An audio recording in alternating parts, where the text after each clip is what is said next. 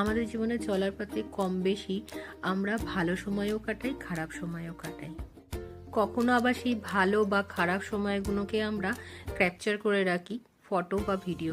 আমি প্রথম দিকে ভেবেছিলাম আমার ফোনের গ্যালারিটা যখন ফুল হয়ে যাচ্ছিল, তো এত সুন্দর সুন্দর স্মৃতি, খারাপ স্মৃতিও রয়েছে, সেগুলো কোনোদিনই আমি প্রকাশ্যে নিয়ে আসবো না।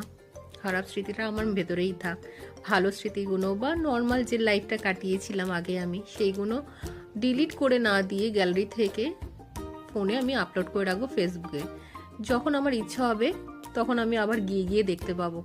কোনো সময় যদি আমার জীবনে কোনো খারাপ সময় আসে, অন্তত সেই ফটোগুলোকে দেখে বা সেই ভিডিওগুলোকে দেখে আমি আবার একটু ভালো হতে পারি, যাতে মনটাকে ভালো করতে পারি। তাই আমি ভেবেছি শুধু ফটো আপলোড করব না, ছোট ছোট করে কিছু ভিডিও নিয়ে রাখবো, নিয়ে রেখে সেগুলোকে আপলোড করব। আজকে ছিল সানডে, তাই আমরা দুজনে মিলে বসেছিলাম কিছু গাছের রিপোর্টিং করতে। বিশেষ কিছু কাজ ছিল